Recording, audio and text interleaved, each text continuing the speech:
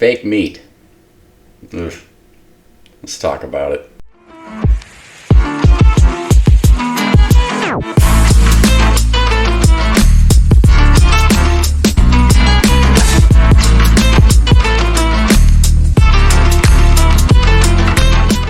Welcome back to Learning to Take Money with Sean. Today we're going to talk about the Very Good Food Company, who's technically been looking really bad in the past, but is looking pretty good right now. Let's figure out why. Let's figure out what's going on. Okay, so let's start here. This is their main website, Very Good Food Company's landing page. You can immediately get into their online store and check out some of their products if you'd like, or scroll down a little farther and you can find out more about them. But let's talk about exactly what is the Very Good Food Company and what's in the meat. That's the real question. So let's go over here to where they offer an online store. We'll go ahead and click USA, where I'm based out of. Let's check out these hamburgers. Let's see here. Right here on the page, if you scroll halfway down, no matter what item you can click on the ingredients tab.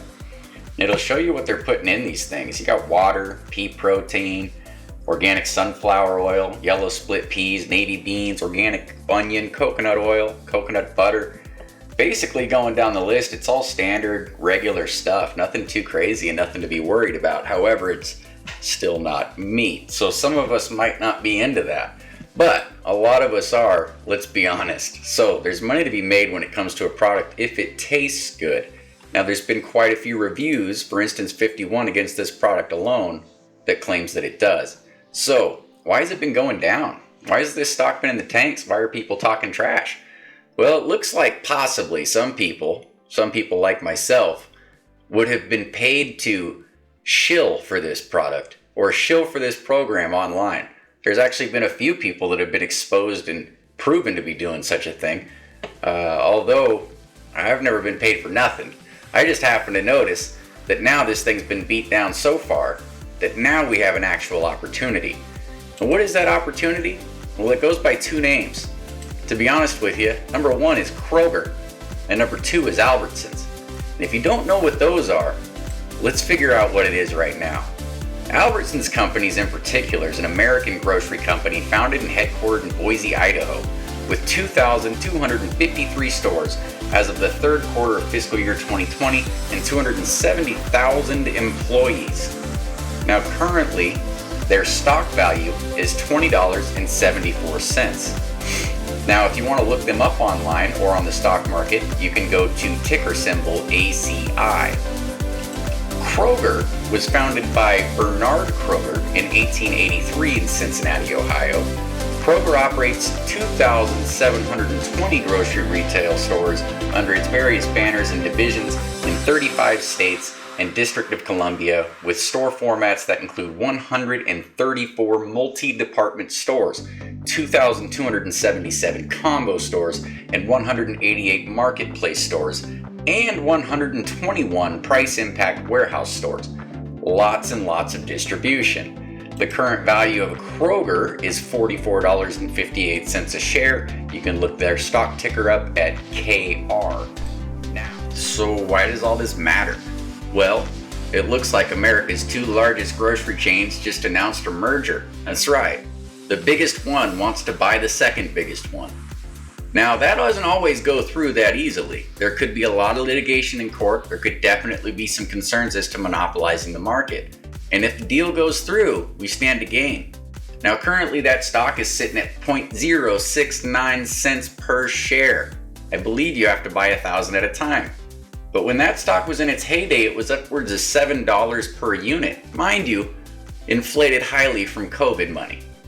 Now let's read this report on eatthis.com and see what they're saying about these two major retailers. Two major supermarket chains are planning on becoming one mega market in a merger that, if all goes well, is expected to be completed in early 2024. America's largest grocery chain, Kroger, is acquiring the second largest rival company, Albertsons, for a whopping $24.6 billion. The two combined operate about 5,000 stores plus pharmacies, gas stations nationwide, and have made a combined annual revenue of $209 billion last year. The new totals would threaten Walmart, whose grocery sales hit $218 billion according to the New York Times. So I get that these two companies are merging, but again, why does this matter? Well, the reason it matters is because the very good food company announces new retail distribution with Albertsons, North America's second largest supermarket chain. So, as of November 30th, this article was written. This is a very recent development. What this means is that Albertsons is putting this product in 900 of their stores. That's offering 2,700 new distribution points that they didn't have access to before. Now, if a company's going to be successful, I'd say that's probably the point of launch. Couple that with Kroger purchasing Albertsons, and what you've got is a tinderbox of 5,000 plus locations and countless delivery points. It's gonna blow up rather quickly. Yeah, it all sounds good, but at 6 cents a share, can this thing even recover? That's a good question. Here's what I'm finding. A plant-based future. New research reveals consumer demand for a smorgasbord of meatless alternatives. What this study is, they only, out of the total pool of people that they evaluated for this process, only 5% of them were vegans by self-proclamation. At the end of the questionnaire, what they found is that a vast majority, 77%, said that they could be convinced to buy meat alternatives more frequently. Now, take that for what it is, but it very well could show that people are a little bit more willing than you and I to start doing something like this. Good news for the investor.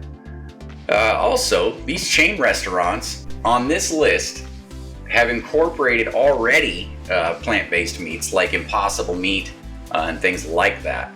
Now, if you take a look at this list, these aren't small players. We're talking Carl's Jr., Del Taco, Denny's, Dunkin' Donuts, TGI Fridays.